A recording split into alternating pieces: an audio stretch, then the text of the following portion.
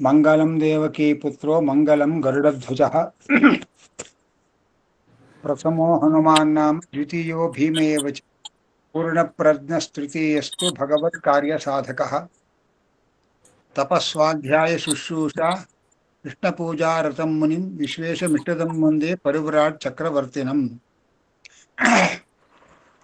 ಪರಮ ಪೂಜ್ಯ ಗುರುಗಳಾದ ಶ್ರೀ ವಿಶ್ವೇಶತೀರ್ಥ ಶ್ರೀಪಾದಂಗಳವರಿಗೆ ಹಾಗೂ ಅವರ ಶಿಷ್ಯರಾದ ಪ್ರಸ್ತುತ ಪೂರ್ಣಪ್ರಜ್ಞ ವಿದ್ಯಾಪೀಠದ ಕುಲಪತಿಗಳಾದ ಶ್ರೀ ವಿಶ್ವಪ್ರಸನ್ನ ತೀರ್ಥ ಶ್ರೀಪಾದಂಗಳವರಿಗೆ ಭಕ್ತಿಯ ಸಾಷ್ಟಾಂಗ ಪ್ರಣಾಮಗಳನ್ನು ಸಲ್ಲಿಸಿ, ಕರ್ನಾಟಕ ಸಂಸ್ಕೃತ ವಿಶ್ವವಿದ್ಯಾಲಯದ ಎಲ್ಲ ಅಧಿಕಾರಿ ವರ್ಗಕ್ಕೂ ಅಭಿವಂದನೆಯನ್ನ ಸಲ್ಲಿಸ್ತಾ, ಎಲ್ಲ ಶ್ರೋತೃಗಳಿಗೂ ಕೂಡ ಸ್ವಾಗತವನ್ನು ಕೋರ್ತಾ, ಕೊಟ್ಟಿರುವ ಶ್ರವಣ ಸಾಧನೆಯ ವಿಷಯವನ್ನ ಯಥಾಶಕ್ತಿ ಯಥಾಕಾಲ ನಿರೂಪಣೆ ಮಾಡ್ತೇನೆ.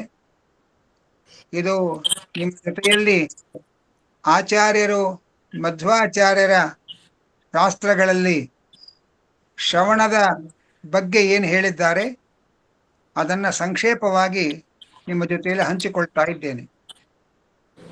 ಶ್ರುತಿಯಲ್ಲಿ ಆತ್ಮಾವ ಹರೇ ದ್ರಷ್ಟವ್ಯ ಶ್ರೋತವ್ಯ ಮಂತವ್ಯ ನಿಜಿಜ್ಞಾಸಿತವ್ಯ ಅಂತ ಹೇಳಿ ಒಂದು ಶ್ರುತಿ.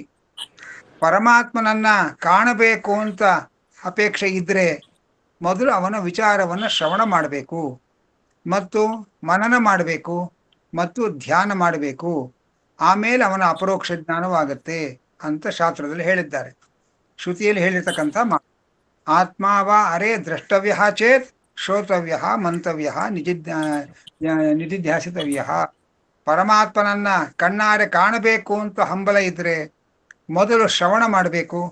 ಶ್ರವಣ ಮಾಡಿದ ಮೇಲೆ ಆ ಸಂಗತಿಯನ್ನ ಮನನ ಮಾಡಬೇಕು. ಆಮೇಲೆ ನಿಧಿಧ್ಯಾಸನ ಮಾಡಬೇಕು. ಆಮೇಲೆ ಅವನು ಒಲಿದು ತನ್ನನ್ನು ತಾನು ತೋರಿಸಿಕೊಳ್ತಾನೆ ಅಂತ ಇಷ್ಟು ಹೇಳ್ತಾರೆ. ಮೊದಲ ಮೆಟ್ಟಿಲು ಶ್ರವಣ. ಈ ಶ್ರವಣ, ಮನನ, ಧ್ಯಾನ ಅಂತ 3 ಹಂತಗಳನ್ನು ನಾವು ಕಾಣ್ತೇವೆ.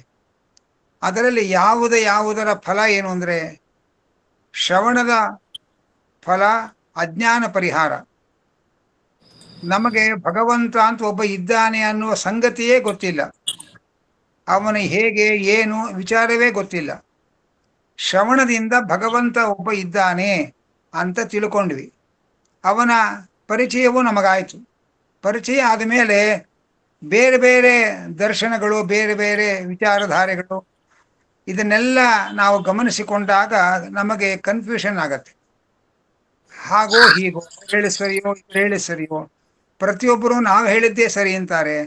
ಹಾಗಾದ್ರೆ ಯಾವುದು ಸರಿ ಯಾವುದು ತಪ್ಪು, ಪರಸ್ಪರ ವಿರುದ್ಧವಾದ ವಿಚಾರಗಳಲ್ಲಿ ಎಲ್ಲವೂ ಸರಿಯಾಗ್ಲಿಕ್ಕೆ ಸಾಧ್ಯ ಇಲ್ಲವಲ್ಲ ಅನ್ನುವಂತಹ ಗೊಂದಲಕ್ಕೆ ಒಳಗಾಗ್ತೇವೆ. ಆವಾಗ ಮನನ ಮಾಡಬೇಕು.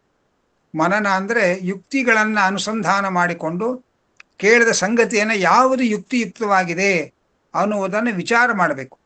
ಆ ವಿಚಾರ ಮಥನವನ್ನು ಮಾಡೋದಕ್ಕೆ ಮನನ ಅಂತ ಕರೀತಾರೆ.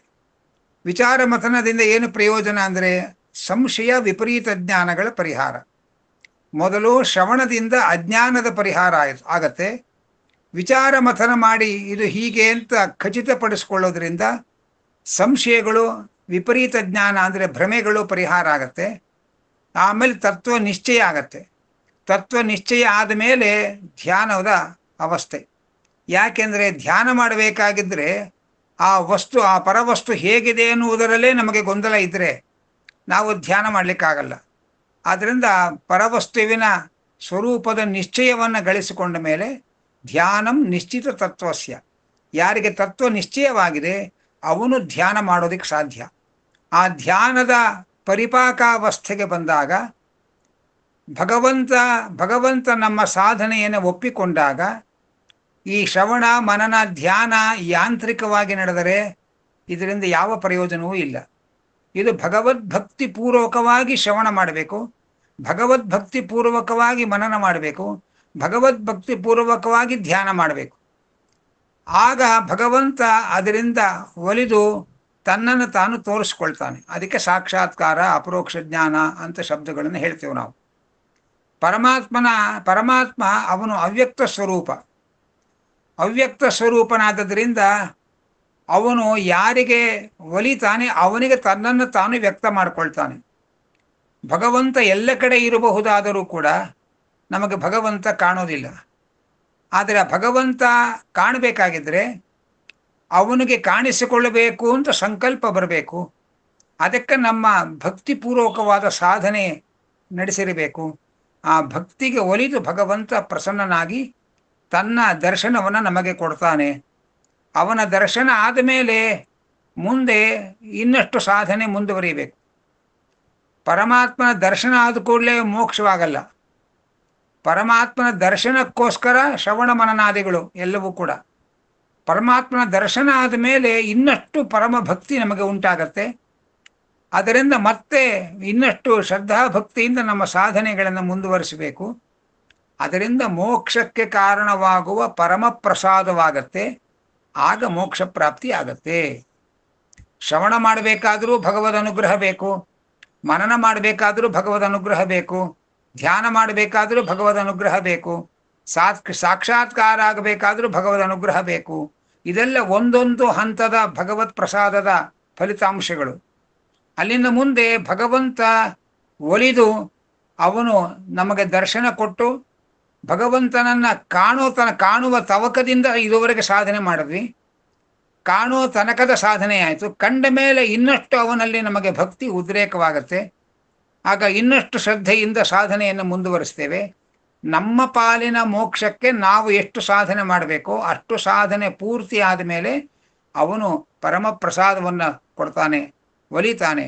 ಅವನು ಪರಮ ಪ್ರಸನ್ನ ಆದ ಮೇಲೆ ಅದರಿಂದ ನಮಗೆ ಮೋಕ್ಷ ಪ್ರಾಪ್ತಿ ಆಗತ್ತೆ. ಮೋಕ್ಷ ಪಡೆದ ಮೇಲೂ ಕೂಡ ಮತ್ತಷ್ಟು ಅನುಗ್ರಹ ಮಾಡಿ ಮೋಕ್ಷದ ಆನಂದವನ್ನು ಅನುಭವಿಸಲಿಕ್ಕೆ ಅವಕಾಶ ಮಾಡಿಕೊಡ್ತಾನೆ ಪರಮಾತ್ಮ. ಇದಿಷ್ಟು ವಿಚಾರ. ಇದರಲ್ಲಿ ಈ ಜ್ಞಾನ ಭಕ್ತಿಯಾದಿಗಳೆಲ್ಲ ಇದೆಯಲ್ಲ, ಅದೆಲ್ಲವೂ ಕೂಡ ಅವರವರ ಸ್ವರೂಪದಲ್ಲೇ ಇರತಕ್ಕಂಥದ್ದು.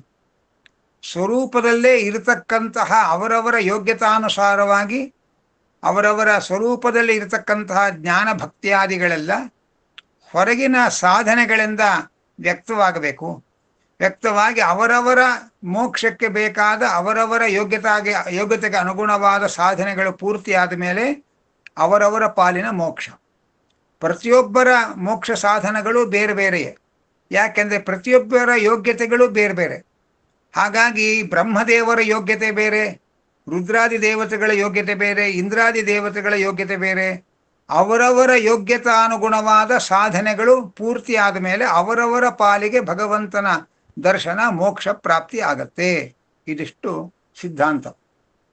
ಶ್ರವಣ ಮಾಡುವಾಗ ಅವನ ಶ್ರವಣ ಯಾಕೆ ಮಾಡಬೇಕು?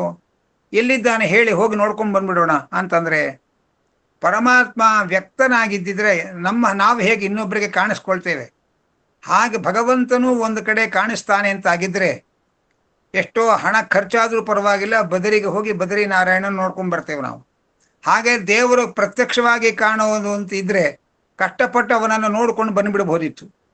ಆದರೆ ಆ ಪರಮಾತ್ಮ ಹಾಗೆ ನಮ್ಮ ಇಂದ್ರಿಯಗಳಿಗೆ ಗೋಚರನಾಗುವವನಲ್ಲ ಅಂತ ಇದ್ದಾರೆ. ಪರಮಾತ್ಮ ನಮ್ಮ ಇಂದ್ರಿಯಗಳಿಗೆ ಗೋಚರನಾಗುವ ವ್ಯಕ್ತಿ ಅಲ್ಲ, ಮತ್ತೆ ನಮ್ಮ ಯುಕ್ತಿಗಳಿಗೂ ನಿಲುಕುವವನಲ್ಲ. ಯಾಕೆಂದರೆ ಅವನು ಅತ್ಯಂತ ಪರಿಮಾಣ, ಅತ್ಯಂತ ಅಣುಸ್ವರೂಪನಾದ ಭಗವಂತನನ್ನ ನಮ್ಮ ಪ್ರಾಕೃತ ವಸ್ತುಗಳನ್ನೇ ನೋಡುವ ಯೋಗ್ಯತೆ ಇರುವ ನಮ್ಮ ಚರ್ಮ ಚಕ್ಷುಸ್ಸಿಗೆ ಅಪ್ರಾಕೃತನಾದ ಭಗವಂತನನ್ನ ಕಾಣುವ ಶಕ್ತಿ ಇಲ್ಲ. ಆದ್ದರಿಂದ ಆ ಭಗವಂತನನ್ನ ಕಾಣಬೇಕಾಗಿದ್ರೆ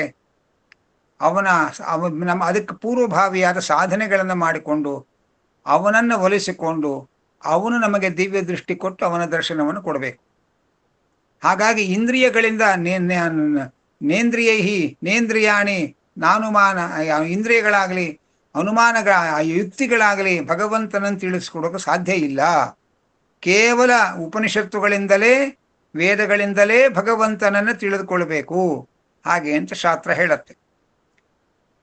ಪರಮಾತ್ಮನನ್ನ ವಿನಾ ಉಪನಿಷದ್ಭಿ ಸಜ್ಞೇಯ ಕೇನಾಪಿ ಕಸ್ಯಚಿತ್ ಅತಃ ಔಪನಿಷತ್ಕಂ ತಂ ಪ್ರಾಹುರು ವಿಷ್ಣುಂ ಸನಾತನಂ ಅಂತ ಬ್ರಹ್ಮತರ್ಕದಲ್ಲಿ ಹೇಳ್ತಾರೆ. ಅಂದರೆ ಉಪನಿಷತ್ತುಗಳಿಲ್ಲದೆ ಕೇವಲ ಇಂದ್ರಿಯಗಳಿಂದ ನಮ್ಮ ತರ್ಕದ ಬಲದಿಂದ ಭಗವಂತನನ್ನ ಕಾಣ್ತೇವೆ, ತಿಳ್ಕೊಳ್ತೇವೆ ಅಂದರೆ ಅದು ಸಾಧ್ಯವಾಗದ ಮಾತು. ಆದ್ದರಿಂದ ಅವನನ್ನ ವೇದಗಳಿಂದಲೇ ತಿಳ್ಕೊಳ್ಬೇಕು. ಆ ವೇದಗಳಿಂದ ತಿಳ್ಕೊಳ್ಬೇಕಾಗಿದ್ರೆ ವೇದ ಉಪನಿಷತ್ತುಗಳನ್ನು ನಾವು ಗುರುಮುಖದಿಂದ ಶ್ರವಣ ಮಾಡಬೇಕು. ಶ್ರವಣ ಮಾಡಿ ಜ್ಞಾನ ಸಂಪಾದನೆ ಮಾಡಿಕೊಳ್ಬೇಕು. ಹಾಗಾಗಿ ಶ್ರವಣ ಅನ್ನೋದು ಮೊಟ್ಟ ಮೊದಲ ಮೋಕ್ಷ ಸಾಧನೆಯಲ್ಲಿ ಮೊಟ್ಟ ಮೊದಲ ಮೆಟ್ಟಿಲದು. ಶ್ರವಣ ಮಾಡಿದ ಕೂಡಲೇ ಜ್ಞಾನ ಬಂದ್ಬಿಡುತ್ತೆ ಅಂತ ಹೇಳಕ್ಕಾಗಲ್ಲ. ಯಾಕೆಂದರೆ ಕಾಠಕೋಪನಿಷತ್ತಿನಲ್ಲಿ ಒಂದು ಮಾತು ಬರುತ್ತೆ, ನಚಿಕೇತ ಯಮದೇವರಲ್ಲಿ ಮುಕ್ತಾಮುಕ್ತ ನಿಯಾಮಕನಾದ ಭಗವಂತನ ಬಗ್ಗೆ ನಮಗೆ ಹೇಳು ಅಂತ ಹೇಳಿದಾಗ ಇದೇ ಮಾತನ್ನು ಹೇಳ್ತಾರೆ. ನೋಡಪ್ಪ, ಭಗವಂತ ಅವನು ಶ್ರವಣಕ್ಕೂ ಲಭ್ಯನಲ್ಲ. ಶ್ರವಣಾಯಾಪಿ ಬಹುಭಿರ್ಯೋ ನ ಲಭ್ಯ. ಅನೇಕ ಜನರ ಕಣ್ಣಿಗೆ ಕಾಣಲ್ಲ, ಅಲ್ಲ ಅನೇಕ ಜನರ ಕಿವಿಗೆ ಬೀಳಲ್ಲ ಅಂತಾರೆ. ಶ್ರವಣಾಯಾಪಿ ಬಹುಭಿರ್ಯೋ ನ ಲಭ್ಯ. ಅನೇಕ ಜನರ ಕಿವಿಗೆ ಬೀಳಲ್ಲ ಪರಮಾತ್ಮ. ಶೃಣ್ವಂತೋಪಿ ಬಹವೋ ಯಂ ನ ವಿದ್ಯುಹು. ಶ್ರವಣ ಮಾಡಿದವರಲ್ಲಿ ಎಲ್ಲರಿಗೂ ಯಥಾರ್ಥ ಜ್ಞಾನವಾಗತ್ತೆ ಅಂತ ಭರವಸೆ ಇಲ್ಲ. ಶ್ರವಣ ಮಾಡಿದವರು ಎಲ್ಲರೂ ಕೂಡ ಅವನನ್ನು ಯಥಾರ್ಥವಾಗಿ ತಿಳಿತಾರೆ ಅಂತಿಲ್ಲ. ಯಾಕೆಂದರೆ ಆಶ್ಚರ್ಯ ವಕ್ತ ಕುಶಲೋಸ್ಯ ಲಬ್ಧ, ಆಶ್ಚರ್ಯೋಜ್ಞಾತ ಕುಶಲಾನುಶಿಷ್ಟ. ಭಗವಂತನನ್ನ ಸರಿಯಾಗಿ ತಿಳಿದುಕೊಂಡಿರುವವರೇ ಅಪರೂಪ. ಸರಿಯಾಗಿ ತಿಳಿದುಕೊಳ್ಳಬೇಕು ಅನ್ನುವ ಅಪೇಕ್ಷೆ ಇರತಕ್ಕಂತಹ ಶ್ರೋತೃವು ದುರ್ಲಭ. ಭಗವಂತನನ್ನ ಸರಿಯಾಗಿ ತಿಳಿದುಕೊಂಡವರು ಸಿಗೋದು ಇನ್ನೂ ಕಷ್ಟ. ಆದ್ದರಿಂದ ಭಗವಂತನನ್ನು ಸರಿಯಾಗಿ ಅರ್ಥ ಮಾಡಿಕೊಂಡವರು ವಿರಳ. ಭಗವಂತನನ್ನು ಸರಿಯಾಗಿ ಅರ್ಥ ಮಾಡಿಕೊಳ್ಬೇಕು ಅನ್ನುವ ಪ್ರಾಮಾಣಿಕವಾದ ಜಿಜ್ಞಾಸೆ ಇರುವ ಶ್ರೋತೃವು ಕೂಡ ಬಹಳ ದುರ್ಲಭ. ಹಾಗಿರುವಾಗ ಮತ್ತೆ ಅಂತಹ ಜಿಜ್ಞಾಸೆಯ ಶ್ರೋತೃವಿಗೆ ಇಂತಹ ಉತ್ತಮನಾದ ಭಗವಂತನನ್ನ ಸರಿಯಾಗಿ ತಿಳಿದುಕೊಂಡಿರುವಂತಹ ಗುರು ಸಿಗಬೇಕು. ಇದಕ್ಕೆಲ್ಲ ಭಗವದ್ ಅನುಗ್ರಹ ಇರಬೇಕು. ಹಾಗಾಗಿ ನಾವು ಯಾವ ರಾಜಕೀಯದ ವಿಚಾರಧಾರೆಗಳಂತೆ ಅಧ್ಯಾತ್ಮದ ವಿಚಾರಧಾರೆಗಳಲ್ಲ. ಯಾರದೋ ಮುಲಾಜಿಗೋಸ್ಕರ, ಯಾರದೋ ಸ್ವಾರ್ಥಕ್ಕೋಸ್ಕರವಾಗಿ ಏನೇನೋ ಲಾಭ ದೃಷ್ಟಿಯಿಂದ ಯಾವ್ಯಾವುದನ್ನು ಅಪ್ಪಿಕೊಳ್ಳುವಂತಹ ಸಂಗತಿ ಅಧ್ಯಾತ್ಮ ಮಾರ್ಗದಲ್ಲಿ ನಡೆಯೋದಿಲ್ಲ. ಅಧ್ಯಾತ್ಮ ಮಾರ್ಗದಲ್ಲಿ ಸತ್ಯಾನ್ವೇಷಣೆ ಬಹಳ ಮುಖ್ಯ. ಅಸತ್ಯ ಮತ್ತು ಸತ್ಯಗಳನ್ನು ಒಂದೇ ತಕ್ಕಡೆಯಲ್ಲಿ ಹಾಕಿ ತೂಗುವ ಪ್ರಮಾದ ಮಾಡಬಾರದು. ಅದಕ್ಕೋಸ್ಕರವಾಗಿ ಭಗವಂತನನ್ನ ಸರಿಯಾಗಿ ತಿಳಿದವನು ಅಪರೂಪ. ಭಗವಂತನನ್ನು ಸರಿಯಾಗಿ ತಿಳ್ಕೊಳ್ಬೇಕು ಅನ್ನುವಂತಹ ಕುತೂಹಲ ಇರುವ ಶ್ರೋತೃವೂ ಅಪರೂಪ. ಅಂತಹ ಶ್ರೋತೃವಿಗೆ ಇಂತಹ ಗುರುಗಳು ಸಿಗೋದು ಅಪರೂಪ. ಇದೆಲ್ಲ ಒಗ್ಗೂಡಿ ಬರಬೇಕಾಗಿದ್ರೆ ದೇವರ ಅನುಗ್ರಹ ಬೇಕು. ಅದಕ್ಕೆ ದೇವರಲ್ಲಿ ನಾವು ಏನು ಕೇಳಬೇಕು ಅಂದರೆ, ಭಗವಂತ ನಮಗೆ ಒಳ್ಳೆ ಗುರುಗಳನ್ನು ಕೊಟ್ಟು ಒಳ್ಳೆ ತತ್ವಜ್ಞಾನವನ್ನು ಒದಗಿಸು ಅಂತ ಪ್ರಾಮಾಣಿಕವಾಗಿ ದೇವರಲ್ಲಿ ನಾವು ಭಕ್ತಿಯಿಂದ ಪ್ರಾರ್ಥನೆ ಮಾಡ್ತಾ ಇದ್ರೆ ಅಂಥ ಗುರುಗಳನ್ನು ಒದಗಿಸಿಕೊಡ್ತಾನೆ. ಅಂಥ ಗುರುಗಳಲ್ಲಿ ನಮಗೆ ಕೇಳಬೇಕು ಅನ್ನುವ ಪ್ರವೃತ್ತಿ ಹುಟ್ಟಿಸ್ತಾನೆ, ಅವರಿಗೆ ಹೇಳಬೇಕು ಅನ್ನುವ ಅಪೇಕ್ಷೆ ಹುಟ್ಟಿಸ್ತಾನೆ.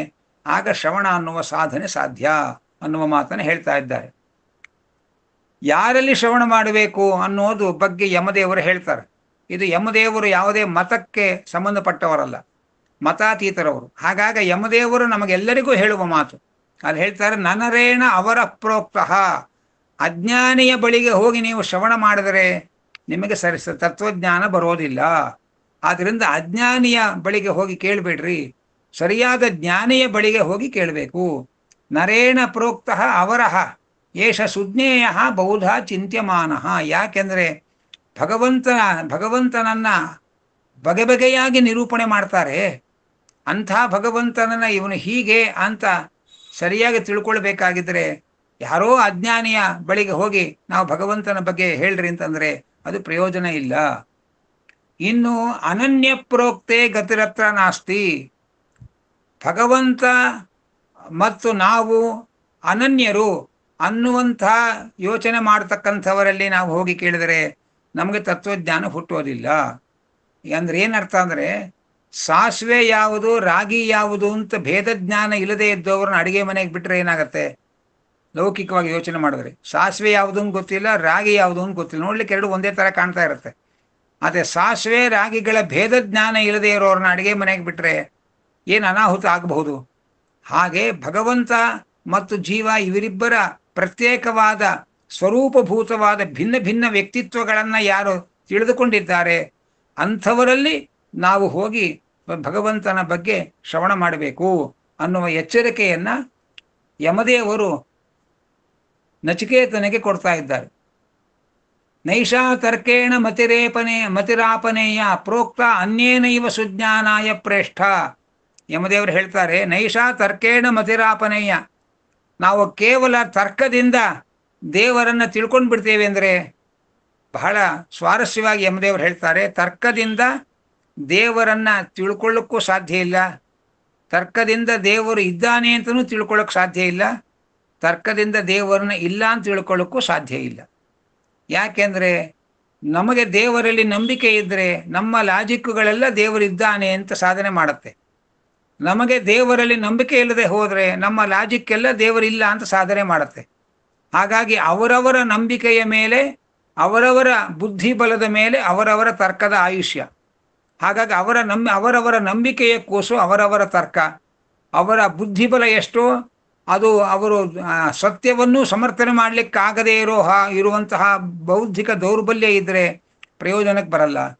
ಆದ್ದರಿಂದ ಅಲ್ಲಿ ಹೇಳ್ತಾ ಇದ್ದಾರೆ, ನೈಷಾ ತರ್ಕೇಣ ಮತಿರಾಪನೇಯ, ಭಗವಂತನನ್ನ ತರ್ಕದಿಂದ ಇದ್ದಾನೆ ಅಂತಲೂ ಸಾಧನೆ ಮಾಡಲಿಕ್ಕಾಗಲ್ಲ, ಭಗವಂತನನ್ನ ಇಲ್ಲ ಅಂತಲೂ ತರ್ಕದಿಂದ ಸಾಧನೆ ಮಾಡೋಕ್ಕಾಗಲ್ಲ. ಯಾಕೆಂದರೆ ಅಣೋರಣೀಯಾನ್, ಆ ಭಗವಂತ ಅತ್ಯಂತ ಅಣುಪರಿಮಾಣವುಳ್ಳವ, ಅಣುವಿಗಿಂತ ಅಣುವಾದವನು. ಅತರ್ಕ್ಯ ಮಣುಪ್ರಮಾಣ, ಅತರ್ಕ್ಯ ಪರಮಾತ್ಮ, ಯಾರ ತರ್ಕಕ್ಕೂ ನಿಲುಕುವವನೇ ಅಲ್ಲ, ಯಾರ ಯುಕ್ತಿಗೂ ನಿಲುಕುವವನಲ್ಲ. ಅವನನ್ನು ಯುಕ್ತಿಯಿಂದ ನಾವು ನಿರಾಕರಿಸಲಿಕ್ಕೂ ಸಾಧ್ಯ ಇಲ್ಲ, ತಿಳ್ಕೊಳ್ಳೋಕ್ಕೂ ಸಾಧ್ಯ ಇಲ್ಲ. ಆದ್ದರಿಂದ ತರ್ಕಕ್ಕೆ ಸಿಗುವವನಲ್ಲ. ನಮ್ಮ ಪ್ರಾಕೃತ ಇಂದ್ರಿಯಗಳಿಂದ ಅಪ್ರಾಕೃತನಾದ ಭಗವಂತನನ್ನ ಕಣ್ಣಾರೆ ಕಾಣೋದಿಕ್ಕೂ ಸಾಧ್ಯ ಇಲ್ಲ. ಹಾಗಾಗಿ ವೇದ ಉಪನಿಷತ್ತುಗಳು ಮೊದಲಾದ ಶಾಸ್ತ್ರದ ಮೂಲಕವೇ ಅವನನ್ನು ಹುಡುಕಬೇಕು, ಅದಕ್ಕೆ ಶ್ರವಣ ಮಾಡಬೇಕು ಅನ್ನೋದನ್ನು ಹೇಳ್ತಾ ಇದ್ದಾರೆ.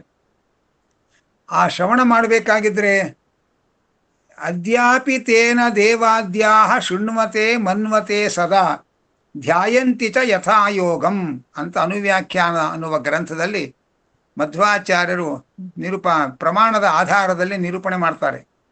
ನಾವು ಮನುಷ್ಯರು ಮಾತ್ರ ಅಲ್ಲ, ದೇವತೆಗಳು ಕೂಡ ಇವತ್ತಿಗೂ ಶ್ರವಣ ಮಾಡ್ತಾ ಇದ್ದಾರೆ, ಇವತ್ತಿಗೂ ಮನನ ಮಾಡ್ತಾ ಇದ್ದಾರೆ, ಇವತ್ತಿಗೂ ಧ್ಯಾನ ಮಾಡ್ತಾ ಇದ್ದಾರೆ. ತಥಾಪ್ಯಾವಸ್ತು ನಿರ್ಣಯಾತ್ ಶ್ರವಣಂ ಮನನಂ ಚೈವ ಕರ್ತವ್ಯಂ ಸರ್ವದೈವ ಹಿ. ಪರಬ್ರಹ್ಮ ವಸ್ತುವಿನ ನಿರ್ಣಯ ಆಗೋ ತನಕವೂ ಕೂಡ ಶ್ರವಣ ಮನನವನ್ನು ಯಾವಾಗಲೂ ಮಾಡ್ತಾ ಇರಬೇಕು. ಶ್ರವಣಾದಿಗಳು ವಸ್ತು ನಿರ್ಣಯಕ್ಕೆ ಕಾರಣ, ಶ್ರವಣ ಮನನಾದಿಗಳು ವಸ್ತು ನಿರ್ಣಯಕ್ಕೆ ಕಾರಣ ಆದದ್ದರಿಂದ ಆ ವಸ್ತು ನಿರ್ಣಯ ಆಗೋವರೆಗೂ ಶ್ರವಣಂ ಮನನಂ ಚೈವ ಕರ್ತವ್ಯಂ ಸರ್ವದೈವ ಹಿ. ವಸ್ತು ನಿರ್ಣಯ ಆದಮೇಲೆ ಶ್ರವಣ ಬೇಕಾಗಿಲ್ವಾ ಅಂದರೆ ಆಗಲೂ ಬೇಕು. ಹಾಗೆ ಶ್ರವಣ ಮನನ ಅನ್ನೋದು ಸರ್ವದಾ ಏವ ಕರ್ತವ್ಯಂ, ಯಾವಾಗಲೂ ಶ್ರವಣ ಮನನಗಳನ್ನು ಮಾಡಬೇಕು ಹಾಗೆಂತ ಇದ್ದಾರೆ. ವಸ್ತು ನಿರ್ಣಯ ಪರ್ಯಂತರವಾಗಿ ಶ್ರವಣ ಮನನ ಮಾಡಬೇಕು ಅಂದರೆ ವಸ್ತು ನಿರ್ಣಯ ಆದಮೇಲೂ ಕೂಡ ಇನ್ಯಾವುದೋ ಕಾರಣಗಳಿಂದ ನಮಗೆ ಸಂಶಯಗಳು ಬಂದರೆ ಆಗ ವಸ್ತು ನಿರ್ಣಯ ಆಯಿತು ಅಂತ ಹೇಗೆ ತಿಳ್ಕೊಳ್ಳೋದು ನಾವು ಅಂತಂದರೆ ಅದಕ್ಕೆ ಹೇಳ್ತಾರೆ, ಮತಿ ಶ್ರುತಿ ಧ್ಯಾನ ಕಾಲ ವಿಶೇಷಂ ಗುರುರುತ್ತಮ ವೇತ್ತಿ ತಸ್ಯೋಕ್ತಿ ಮಾರ್ಗೇಣ ಕುರುವತಃ ಸ್ಯಾಧಿ ದರ್ಶನಂ. ಅಂದರೆ ಶ್ರವಣ ಮನನ ಧ್ಯಾನ ಎಲ್ಲಿವರೆಗೆ ಮಾಡಬೇಕು, ಶ್ರವಣ ಎಲ್ಲಿ ತನಕ ಶ್ರವಣ ಮಾಡಬೇಕು, ಎಲ್ಲಿ ತನಕ ಮನನ ಮಾಡಬೇಕು, ಎಷ್ಟು ಕಾಲದವರೆಗೆ ಧ್ಯಾನ ಮಾಡಬೇಕು, ಇದನ್ನ ಗುರುಗಳು ತಿಳಿದಿರ್ತಾರೆ. ಶಿಷ್ಯನ ಯೋಗ್ಯತೆಯನ್ನ ತಿಳಿದಂತಹ ಗುರುಗಳು ಇಷ್ಟು ಶ್ರವಣ ಮಾಡಬೇಕು, ನೀನು ಇಷ್ಟು ಮನನ ಮಾಡಬೇಕು ಅಂತ ನಮ್ಮ ಯೋಗ್ಯತೆ ಎಷ್ಟು ಅಂತ ತಿಳಿದಂತಹ ಗುರುಗಳು ಸಿಗುತ್ತಾರೆ. ಅದು ಆರಂಭಕ್ಕೆ ಸಿಗೋರಲ್ಲ, ಅವರು ಎಷ್ಟೋ ಸಾಧನೆ ಆದ ಮೇಲೆ ದೇವರಂಥ ಯೋಗ್ಯ ಗುರುಗಳನ್ನು ನಮಗೆ ಒದಗಿಸಿಕೊಡ್ತಾನೆ. ಹಾಗಾಗಿ ನಮ್ಮ ಯೋಗ್ಯತೆಗೆ ಬೇಕಾದ ಸಾಧನೆ ನಾವು ಎಷ್ಟು ಮಾಡಬೇಕು ಅಂತ ತಿಳಿಸುವಂತಹ ಗುರುಗಳು ಪ್ರತ್ಯೇಕವಾಗಿ ಒಬ್ಬೊಬ್ಬರಿಗೂ ಸಿಗುತ್ತಾರೆ. ಅವರನ್ನು ನಿಯತ ಗುರುಗಳು ಅಂತ ಶಾಸ್ತ್ರದಲ್ಲಿ ಕರೀತಾರೆ. ಒಬ್ಬೊಬ್ಬರಿಗೆ ನಿಯತರಾದ ಗುರುಗಳು. ನೀವು ತರಗತಿಯ ಒಳಗೆ ಒಬ್ಬ ಅಧ್ಯಾಪಕರಿಂದ ಎಲ್ಲರೂ ಪಾಠ ಕೇಳೋದು ಬೇರೆ, ಟ್ಯೂಷನ್ಗೆ ಹೋಗಿ ಒಬ್ಬೊಬ್ಬ ಅಧ್ಯಾಪಕರಿಂದ ಪಾಠ ಕೇಳೋದು ಬೇರೆ. ಹಾಗೆ ಅಂತಹ ನಿಯತ ಗುರುಗಳು ಸಿಗುವವರೆಗೆ ಬೇರೆ ಬೇರೆ ಗುರುಗಳ ಹತ್ರ ನಾವು ಪಾಠ ಕೇಳಲೇಬೇಕು. ಹಾಗಾಗಿ ಯಾವ ಗುರುಗಳು ಪ್ರತಿಯೊಬ್ಬ ಶಿಷ್ಯನ ಯೋಗ್ಯತೆಯನ್ನು ಅರಿತಂತಹ ಅವನಿಗೆ ಮೀಸಲಾದ ಗುರುಗಳು ಅಂತ ಇರ್ತಾರೆ. ಅವರು ಯಾವಾಗ ನಮಗೆ ಲಭ್ಯರಾಗ್ತಾರೆ ಆಗ ಇಷ್ಟು ಕಾಲ ನೀನು ಶ್ರವಣ ಮಾಡಬೇಕು, ಇಷ್ಟು ಕಾಲ ಮನನ ಮಾಡಬೇಕು, ಇಷ್ಟು ಕಾಲ ಧ್ಯಾನ ಮಾಡಬೇಕು ನೀನು ಅಂತ ತಿಳಿಸ್ತಾರೆ. ಆ ಗುರುಗಳು ಅನುಗ್ರಹ ಮಾಡಿ ಅವರು ಉಪದೇಶ ಮಾಡ್ತಾರಲ್ಲ, ಆಮೇಲೆ ಏನೇ ಕಾರಣ ಬಂದರೂ ನಮಗೆ ಸಂಶಯ ಬರೋದಿಲ್ಲ. ನಮ್ಮ ಯೋಗ್ಯತೆಯನ್ನು ತಿಳಿದಂತಹ ಗುರುಗಳು ನಮಗೆ ಲಭ್ಯರಾಗಿ ನಮ್ಮ ಯೋಗ್ಯತಾನುಗುಣವಾಗಿ ಎಷ್ಟು ನಿರ್ಣಯ ಬರಬೇಕೋ, ಅದಕ್ಕೆ ಎಷ್ಟು ಕಾಲ ಶ್ರವಣ ಮನನ ಧ್ಯಾನಗಳನ್ನು ಮಾಡಬೇಕೋ ಅವರದನ್ನು ನಮಗೆ ತಿಳಿಸಿಕೊಟ್ಟು ಉಪದೇಶ ಮಾಡ್ತಾರೆ.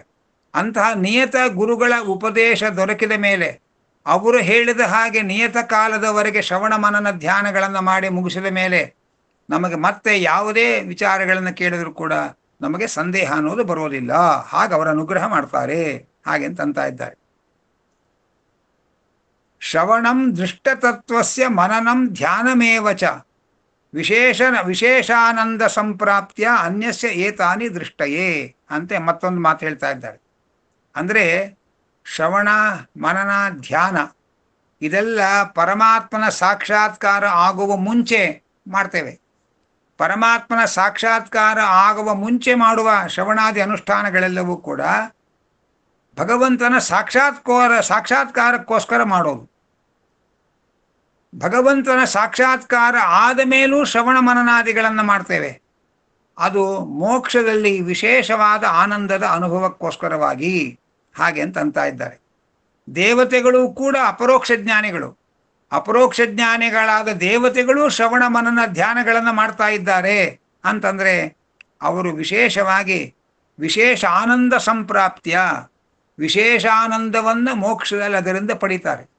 ಆ ವಿಶೇಷವಾದ ಆನಂದ ಪ್ರಾಪ್ತಿಯೇ ಅದರ ಫಲ. ಹಾಗಾಗಿ ಅಪರೋಕ್ಷ ಜ್ಞಾನದ ಮುಂಚೆ ಮಾಡುವ ಶ್ರವಣ ಮನನಾದಿಗಳು ಅಪರೋಕ್ಷ ಜ್ಞಾನಕ್ಕೋಸ್ಕರ. ಅಪರೋಕ್ಷ ಜ್ಞಾನ ಬಂದ ಮೇಲೂ ಕೂಡ ಶ್ರವಣ ಮನನಾದಿಗಳನ್ನು ಮುಂದುವರಿಸ್ತಾರೆ ದೇವತೆಗಳು. ಎಲ್ಲರೂ ಮುಂದುವರಿಸಬೇಕು. ಅದ್ಯಾಕೆ ಅಂದರೆ ಭಗವಂತನ ವಿಶೇಷ ಅನುಗ್ರಹವಾಗಿ ಮೋಕ್ಷದಲ್ಲಿ ವಿಶೇಷ ಆನಂದ ಪ್ರಾಪ್ತಿಗೋಸ್ಕರವಾಗಿ ಅಂತ ಹೇಳ್ತಾ ಇದ್ದಾರೆ.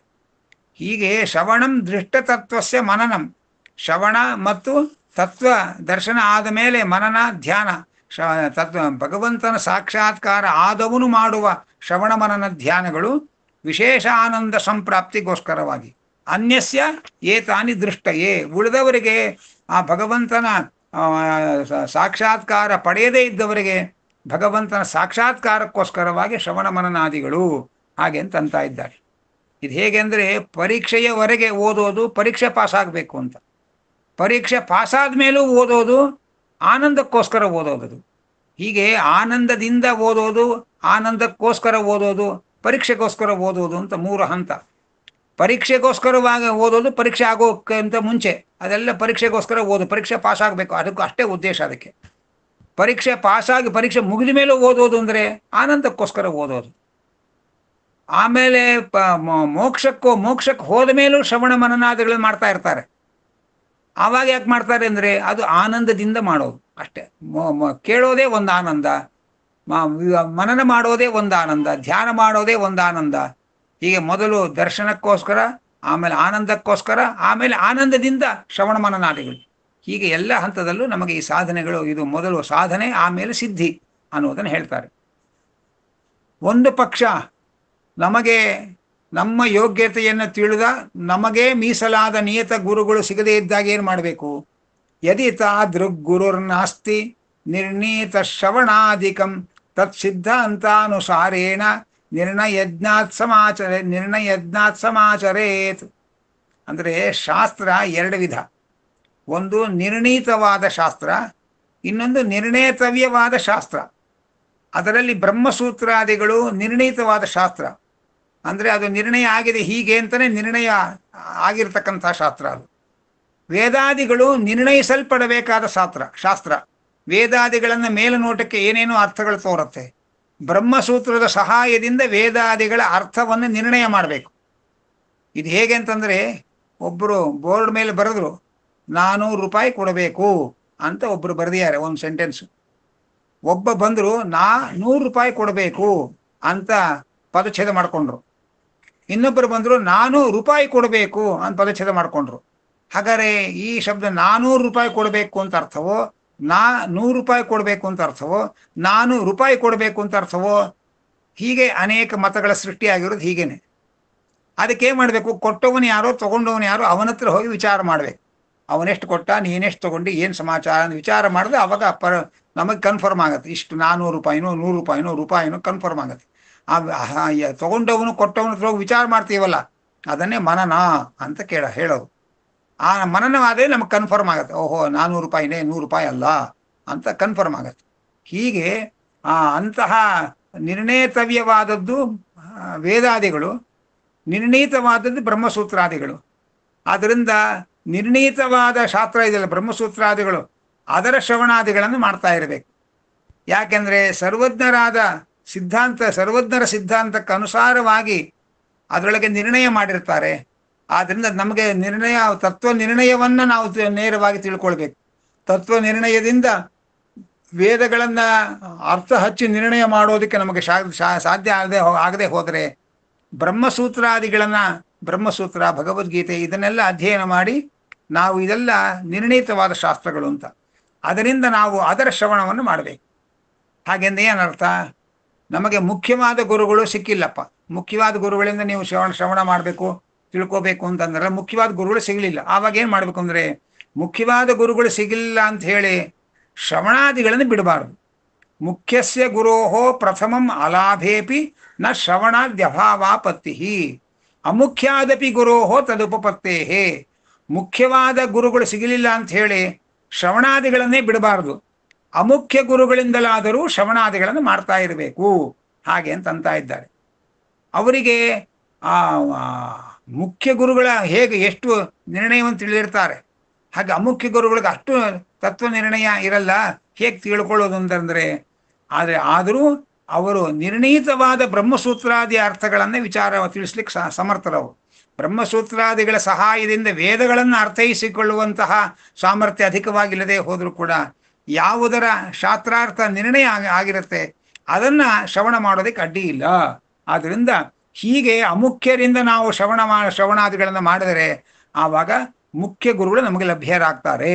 ಅದರಿಂದ ನಮ್ಮ ಮುಖ್ಯ ಗುರುಗಳು ಅಂದ್ರೆ ನಮ್ಮ ಯೋಗ್ಯತೆಯನ್ನು ತಿಳಿದು ನಮ್ಮ ಮೋಕ್ಷಕ್ಕೆ ನಾವು ಮಾಡಬೇಕಾದ ಶ್ರವಣ ಮನನಾದಿಗಳು ಎಷ್ಟು ಅಂತ ತಿಳಿಸಿಕೊಡುವಂತಹ ಗುರುಗಳಿದ್ದಾರೆ, ಅವರು ಮುಖ್ಯ ಗುರುಗಳು. ಅಂತಹ ಮುಖ್ಯ ಗುರುಗಳು ಆರಂಭದಲ್ಲೇ ನಮಗೆ ಸಿಗೋದಿಲ್ಲ. ಅಂತಹ ಗುರುಗಳು ಸಿಗಲಿಲ್ಲ ಅಂತ ಹೇಳಿ ಶ್ರವಣಾದಿಗಳನ್ನೇ ಬಿಡಬಾರದು. ಮತ್ತೆ ಅಮುಖ್ಯ ಗುರುಗಳು ಅಂತ ಯಾರು ನಮ್ಗೆ ಈಗ ಪಾಠ ಹೇಳೋರು ಇರ್ತಾರೆ, ನಾವು ಯಾರ ಹತ್ರ ಹೋಗಿ ಪಾಠ ಕೇಳ್ತೇವೆ, ಅವರೆಲ್ಲ ಅಮುಖ್ಯ ಗುರುಗಳು ಅಂತ. ಅಂಥವರಲ್ಲೂ ಕೂಡ ನಾವು ಶ್ರವಣ ಮಾಡಬೇಕು. ಮೊದಲು ಆರಂಭದಲ್ಲಿ ಅವರಿಂದ ಭಕ್ತಿಯಿಂದ ಶ್ರವಣ ಮಾಡಬೇಕು. ಆ ಭಕ್ತಿಯಿಂದ ಅಮುಖ್ಯ ಗುರುಗಳಿಂದ ಶ್ರವಣ ಮಾಡಿದರೆ ಆ ಶ್ರವಣದ ಹಿನ್ನೆಲೆಯಲ್ಲಿರುವ ಭಕ್ತಿಗೆ ಭಗವಂತ ಒಲಿದು ಮುಖ್ಯ ಗುರುಗಳನ್ನು ನಮಗೆ ಒದಗಿಸಿಕೊಡ್ತಾನೆ ಅನ್ನೋದನ್ನು ನಾವು ತಿಳ್ಕೊಳ್ಬೇಕು. ಮತ್ತೆ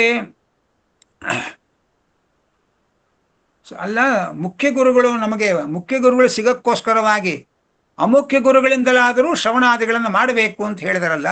ಯಾಕೆ ಅಮುಖ್ಯ ಗುರುಗಳಿಂದ ಶ್ರವಣಾದಿಗಳನ್ನು ಮಾಡದೇ ಹೋದ್ರು ಕೂಡ ನಮ್ಮ ಪುಣ್ಯದಿಂದಲೇ ಮುಖ್ಯ ಗುರುಗಳು ಸಿಗಬಹುದಲ್ಲ ಅಂದ್ರೆ, ಅದಕ್ಕೆ ಹೇಳ್ತಾರೆ ಹಾಗಲ್ಲ. ಶ್ರವಣಾದಿ ವಿನಾನೈವ ಕ್ಷಣಂ ತಿಷ್ಠೇದಪಿ ಕ್ವಚಿತ್ ಅತ್ಯಶಕ್ಯೇತು ನಿದ್ರಾದವು ಪುನರೇವ ಸಮಭ್ಯಸೇತ್ ಪುನರೇವ ಸಮಾಚರೇತ್. ಬಹಳ ಮುಖ್ಯವಾದ ಮಾತು ಏನಂತಂದ್ರೆ, ಯಾವಾಗಲೂ ಶ್ರವಣಾದಿಗಳನ್ನು ಮಾಡಬೇಕು, ಒಂದು ಕ್ಷಣವೂ ಶ್ರವಣಾದಿಗಳನ್ನು ಬಿಡಬಾರದು ಅಂತ ಶಾಸ್ತ್ರ ಹೇಳ್ತಾ ಇದೆ.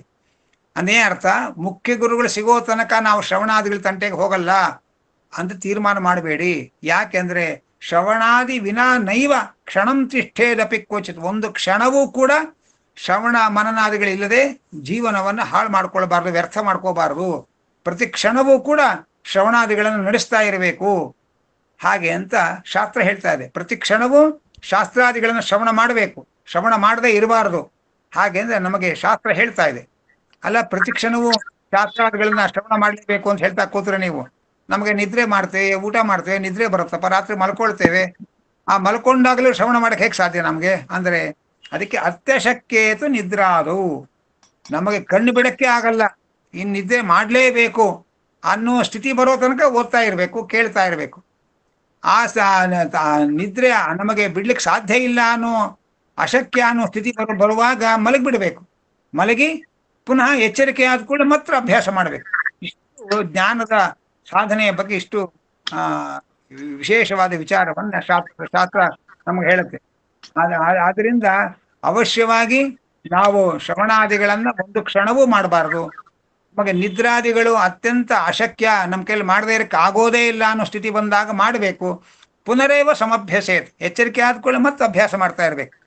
ವಿದ್ಯಾಮಾನ್ಯ ತೀರ್ಥರು ಅಂತ ಹೇಳಿ ವಿಶ್ವೇಶ ತೀರ್ಥರ ಗುರುಗಳು, ಅವರು ತಮ್ಮ ಹತ್ರ ಮಲ್ಕೊಳ್ಬೇಕಾಗಿದ್ರೆ, ನಾವು ಈಗ ಈ ಕಾಲದ ನಾವು ಮಲ್ಕೋಬೇಕಾದ್ರೆ ಮೊಬೈಲ್ ಹತ್ರ ಇಟ್ಕೊಂಡಿರ್ತೇವೆ, ನಿದ್ರೆ ಬರದೆ ಹೊರ ಮೊಬೈಲ್ ನೋಡ್ತಾ ಕೂತ್ಕೊಳ್ತೇವೆ.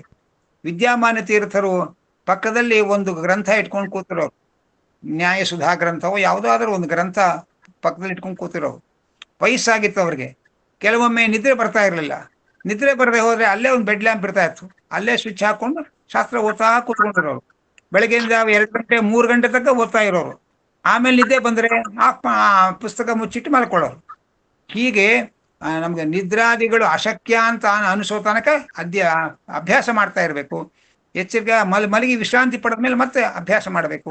ಹೀಗೆ ಅವಶ್ಯವಾಗಿ ನಾವು ಶ್ರವಣ ಮನನಾದಿಗಳನ್ನು ಪ್ರತಿನಿತ್ಯವೂ ಮಾಡಬೇಕು ಹಾಗೆ ಅಂತ ಇದ್ದಾರೆ. ಆವಾಗ ಅಲ್ಲ ಮತ್ತೆ ಪ್ರಶ್ನೆ ಮಾಡ್ತಾರೆ, ಅಭಾವೇ ನಿರ್ಣಯಜ್ಞಸ್ಯ ಅಲ್ಲ, ಮುಖ್ಯ ಗುರುಗಳು ಅಲ್ಲದೆ ಹೋದ್ರು ಕೂಡ ಶಾಸ್ತ್ರ ನಿರ್ಣಯವನ್ನು ಬಲ್ಲಂತಹ ಅಮುಖ್ಯ ಗುರುಗಳಿಂದಲಾದರೂ ನಾವು ಶ್ರವಣ ಮಾಡ್ತಾ ಇರಬೇಕು ಅಂತ ಹೇಳಿದ್ದೀರಿ. ಶಾಸ್ತ್ರ ನಿರ್ಣಯವನ್ನು ತಿಳಿದಂತಹ ಗುರುಗಳು ನಮ್ಗೆ ಸಿಗಲಿಲ್ಲಪ್ಪ, ಆವಾಗ ಏನ್ ಮಾಡಬೇಕು? ಆವಾಗ ಶ್ರವಣಾದಿಗಳು ಮಾಡಕ್ಕಾಗಲ್ವಲ್ಲ ಅಂತಂದ್ರೆ, ಅಭಾವೇ ನಿರ್ಣಯಜ್ಞಸ್ಯ ಸಚ್ಛಾಸ್ತ್ರಾನ್ಯೇವ ಸರ್ವದಾ ಶೃಣುಯಾತ್ ಯದಿ ಸಜ್ಞಾನ ಪ್ರಾಚುರ್ಯಂ ಉಪಲಭ್ಯತೆ. ನಿರ್ಣಯವನ್ನ ತಿಳಿದಂತಹ ಗುರುಗಳು ನಮಗೆ ಸಿಗದೆ ಹೋದ್ರು ಕೂಡ ನಮಗೆ ಎಂಥ ಗುರುಗಳು ಸಿಗ್ತಾರೋ ಅಂಥ ಗುರುಗಳಿಂದ ಯಾವಾಗಲೂ ಶ್ರವಣ ಮಾಡ್ತಾ ಇರಬೇಕು, ಯಾವಾಗಲೂ ಕೂಡ ಮನನ ಮಾಡ್ತಾ ಇರಬೇಕು. ಆದರೆ ಯಾಕೆಂದ್ರೆ ಅಪ್ರಧಾನವಾದದ್ದು ಸಿಗಲಿಲ್ಲ ಅಂತ ಹೇಳಿ ಅಮುಖ್ಯವಾದದ್ದನ್ನ ಅಮುಖ್ಯವಾದದ್ದು ಇಲ್ಲ ಅಂತ ಹೇಳಿ ಮುಖ್ಯವಾದದ್ದನ್ನು ಬಿಡಬಾರ್ದು.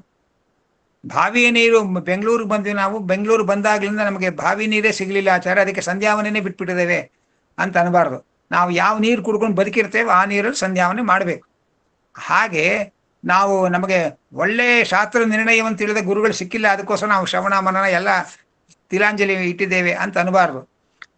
ಅಭಾವೇ ನಿರ್ಣಯಜ್ಞಸ್ಯ, ಸರಿಯಾದ ಶಾಸ್ತ್ರ ನಿರ್ಣಯವನ್ನ ತಿಳಿಯದೇ ಇದ್ದವರು ಸಿಗದೆ ಹೋದರೂ ಕೂಡ ನಮಗೆ ಸಿಕ್ಕಿದ ಗುರುಗಳಿಂದ ಸತ್ಯಾಸ್ತ್ರವನ್ನ ಅವಶ್ಯವಾಗಿ ಶ್ರವಣ ಮಾಡ್ತಾ ಇರಬೇಕು. ಯಾರು ಒಳ್ಳೆಯ ನಿರ್ಣಯವನ್ನು ತಿಳಿದವನು ಸಿಕ್ಕಿದರೆ ಬಹಳ ಸಂತೋಷ. ಸಿಗಲಿಲ್ಲ, ಅವಾಗ ನಾವು ಯಾರು ಸಿಕ್ಕಿದ್ದಾರೆ ಗುರುಗಳು ಅವರಿಂದ ಶಾಸ್ತ್ರ ಶ್ರವಣ ಮಾಡ್ತಾ ಇರಬೇಕು.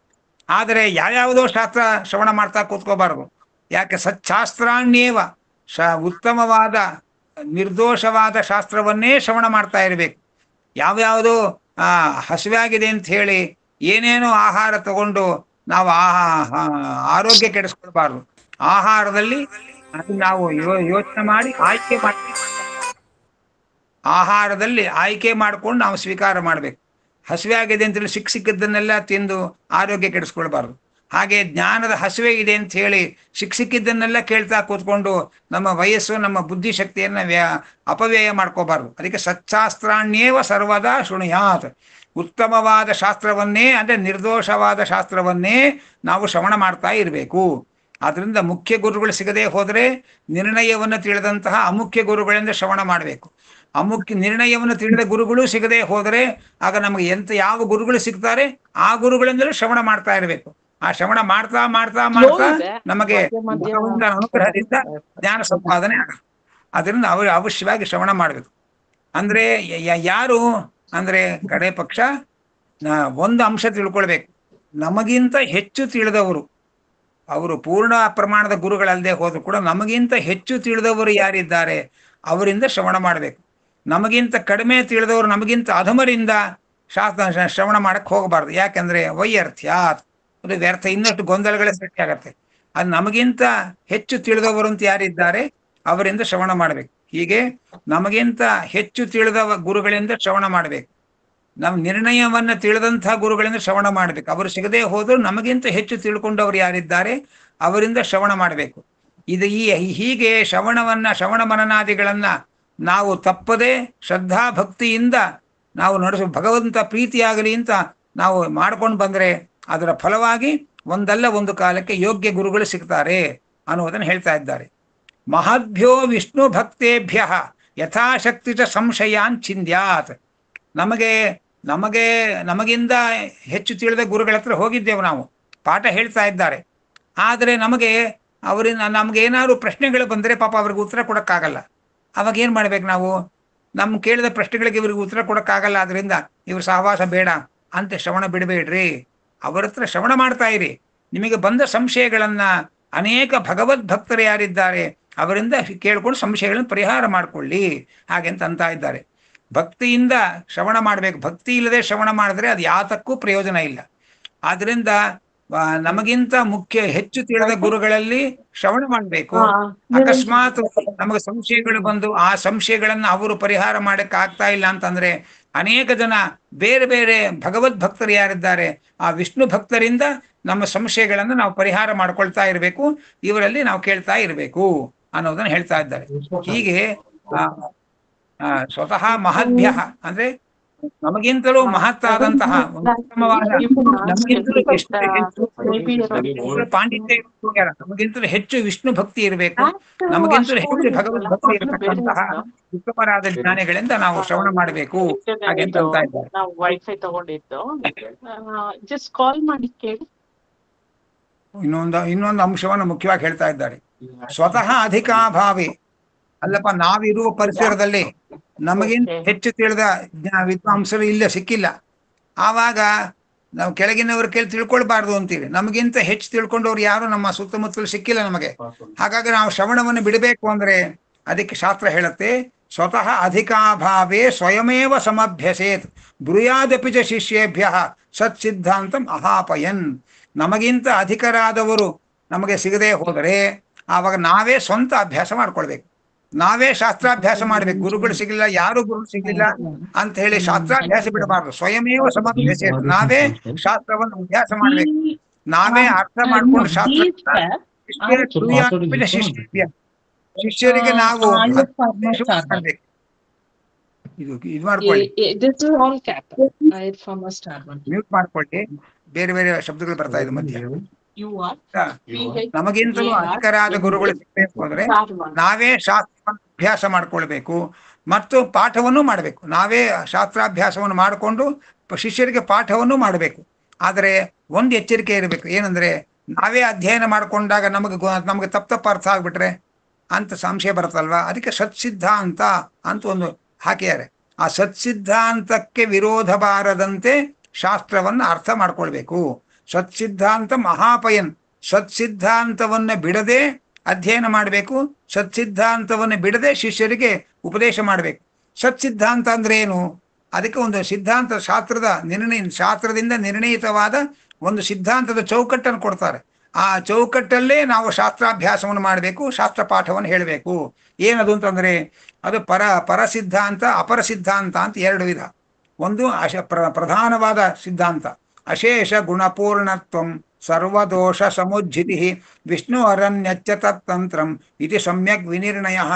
ಭಗವಂತ ಅನಂತ ಗುಣಪರಿಪೂರ್ಣ, ಭಗವಂತ ನಿರ್ದೋಷ, ಉಳಿದ ಎಲ್ಲವೂ ಭಗವಂತನ ಅಧೀನ.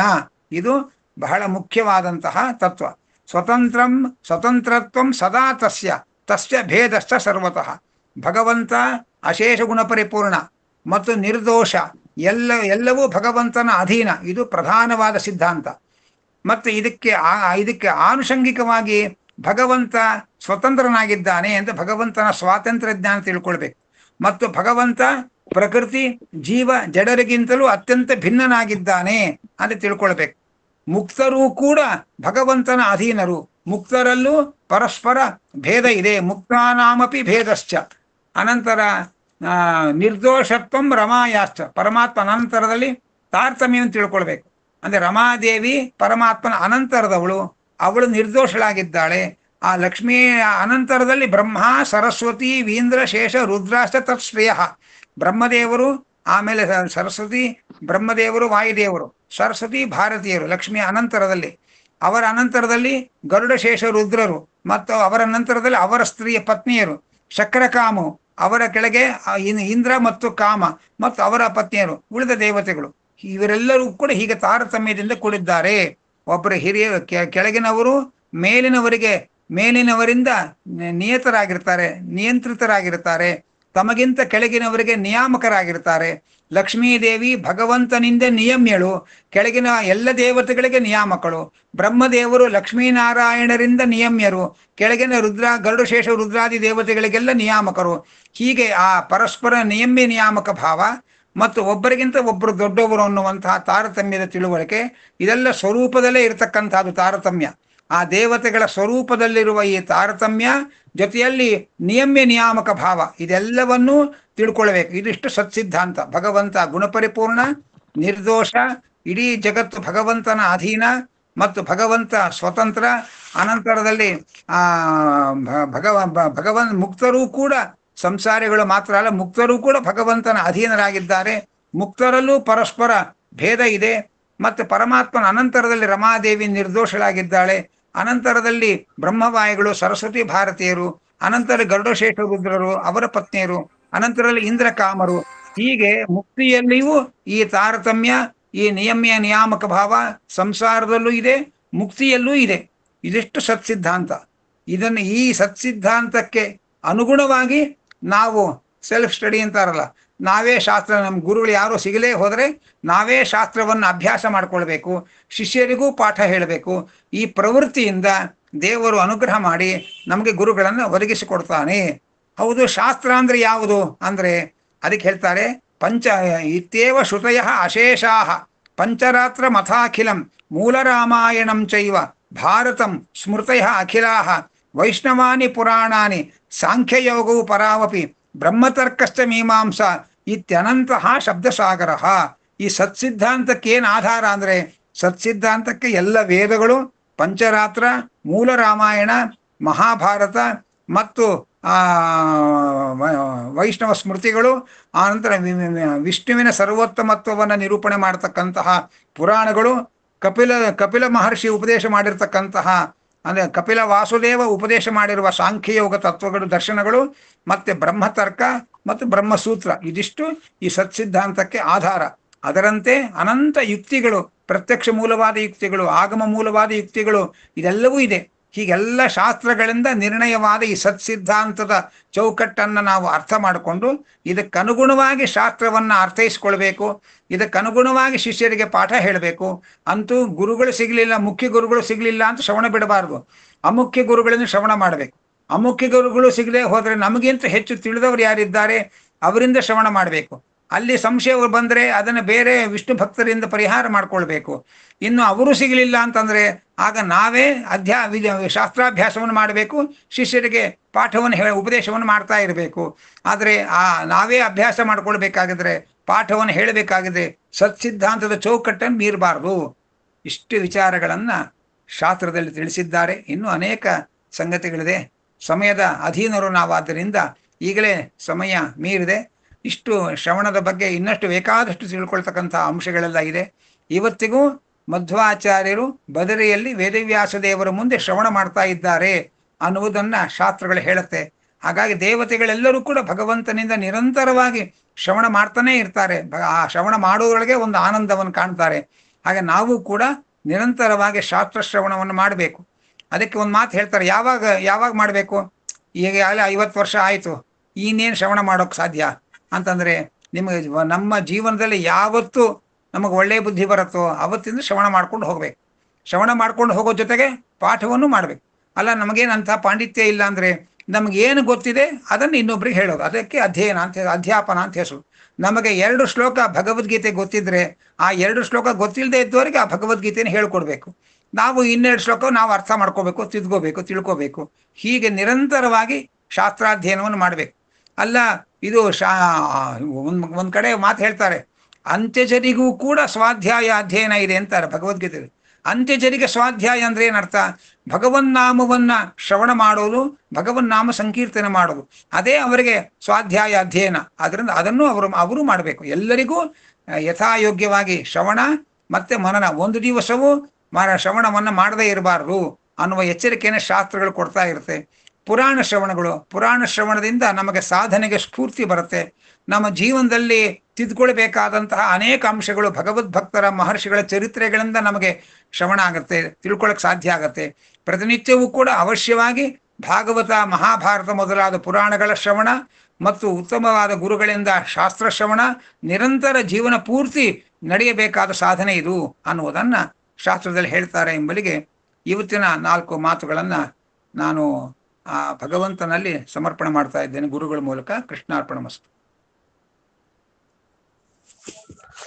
ಆಚಾರ್ಯರಿಗೆ ನಮಸ್ಕಾರಗಳು. ಈಗ ಯಾರಿಗಾರು ಜಿಜ್ಞಾಸಾ ರೂಪವಾದಂತ ಪ್ರಶ್ನೆ ಇದ್ರೆ ಒಂದು 5 ನಿಮಿಷದಲ್ಲಿ ಕೇಳಬಹುದು.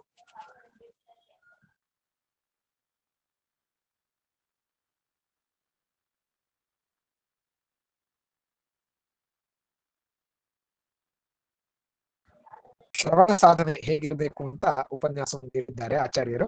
ಏನಾದ್ರೂ ಪ್ರಶ್ನೆ ಇದ್ರೆ ಜಿಜ್ಞಾಸಾ ರೂಪವಾಗಿ ಕೇಳಬಹುದು ಒಂದು 5 ನಿಮಿಷದ ಒಳಗೆ ಯಾರಾದ್ರೂ.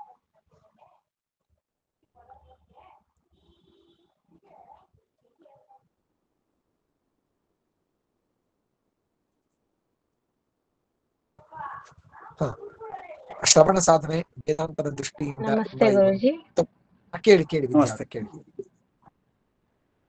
ಮಹೋದಯ, ನೀವು ಶ್ರವಣದ ಬಗ್ಗೆ ಇವತ್ತು ತುಂಬಾ ಹೇಳಿದ್ರಿ, ಮನನದ ಬಗ್ಗೆ ಅಷ್ಟೊಂದು ಹೇಳಲಿಲ್ಲ. ಅದ್ರ ಬಗ್ಗೆನೂ ಒಂಚೂರು ಹೇಳಕ್ಕಾಗುತ್ತಾ? ನನಗೆ ನನಗೆ ವಿಷಯ ಹೇಗ್ ಮಾಡ್ಕೋಬೇಕು ಅಂತ ನನಗೆ ಅಂದ್ರೆ ಶ್ರವಣದ ಬಗ್ಗೆ ಅಂತ ನನಗೆ ಟಾಪಿಕ್ ಕೊಟ್ಟಿದ್ರಿಂದ ನಾನು ಅಷ್ಟೇ ಮಾತಾಡಿದೆ. ಮನನ ಅಂತಂದ್ರೆ ಉದಾಹರಣೆಗೆ ಹೇಳ್ತೀನಿ ಕೇಳೀಗ. ಶ್ರವಣದಿಂದ ಇನ್ಫಾರ್ಮೇಶನ್, ಮನನದಿಂದ ಕನ್ಫರ್ಮೇಶನ್, ಆಮೇಲೆ ಪ್ರಮೋಷನ್. ಇದಿಷ್ಟು ನಾವು ಅರ್ಥ ಮಾಡ್ಕೋಬೇಕು. ಮನನ ಅಂದ್ರೆ ಏನು ಅರ್ಥ ಅಂದ್ರೆ, ಈಗ ದೇವರಿದ್ದಾನೆ ಅಂತಾನೆ ನಮ್ಗೆ ಗೊತ್ತಿಲ್ಲ. ನಾವು ಶ್ರವಣ ಮಾಡಿದ್ವಿ ದೇವರಿದ್ದಾನೆ ಅಂತ ಗೊತ್ತಾಯ್ತು. ದೇವರು ಹೀಗಿದ್ದಾನೆ ಹಾಗಿದ್ದಾನೆ ಅಂತ ಶ್ರವಣ ಮಾಡಿದ್ವಿ. ದೇವರ ಬಗ್ಗೆ ನಾನಾ ತರಹದ ವಿವರಣೆಗಳನ್ನು ನಾವು ಬೇರೆ ಬೇರೆ ಕಡೆಯಿಂದ ತಿಳ್ಕೊಳ್ತೇವೆ. ನಿರಾಕಾರ ಅಂತಾರೆ, ಒಬ್ರು ನಿರ್ಗುಣ ಅಂತಾರೆ, ಭಗವಂತ ಸಗುಣನೋ ನಿರ್ಗುಣನೋ, ಅವನಿಗೆ ಆಕಾರ ಇದೆಯೋ ಇಲ್ವೋ, ಹೀಗೆಲ್ಲ ಗೊಂದಲಗಳು ಬರುತ್ತೆ. ದೇವರಿದ್ದಾನೆ ಅಂತ ನಾವು ತಿಳ್ಕೊಂಡ್ವಿ. ಶ್ರವಣ ಮಾಡೋ ತನಕ ಸಂಶಯ ಒಂದೇ ನಮಗೆ, ಶ್ರವಣ ಮಾಡಬೇಕೋ ಬಿಡಬೇಕು ಅಂತ. ಶ್ರವಣ ಮಾಡಿದ ಮೇಲೆ 100 ಸಂಶಯಗಳು ಶುರುವಾಗತ್ತೆ. ಹಾಗಾಗಿ ದೇವರ ಬಗ್ಗೆ ಏನು ಗೊತ್ತೇ ಇಲ್ಲ. ಶ್ರವಣ ಮಾಡಿದ್ರೆ ದೇವರಿದ್ದಾನೆ ಅಂತ ಗೊತ್ತಾಯ್ತು, ದೇವರು ಹೀಗೆ ಅಂತ ಒಂದು ವಿಚಾರ ಕೇಳ್ಕೊಂಡ ಮೇಲೆ ನಮಗೆ ಬೇರೆ ಬೇರೆ ವಿಚಾರಗಳು ಕಿವಿ ಮೇಲೆ ಬಿದ್ದಿರುತ್ತೆ, ಬೇರೆ ಬೇರೆ ಪುಸ್ತಕಗಳನ್ನು ಓದಿರ್ತೇವೆ, ಬೇರೆ ಬೇರೆ ವಿಚಾರಗಳನ್ನು ಕೇಳಿರ್ತೇವೆ. ಅದರಿಂದ ಗೊಂದಲಗಳು ಶುರುವಾಗುತ್ತೆ. ದೇವರನ್ನ ಕೆಲವರು ಅನಂತ ಗುಣ ಪರಿಪೂರ್ಣ ಅಂತಾರೆ, ಕೆಲವರು ನಿರ್ಗುಣ ಅಂತಾರೆ.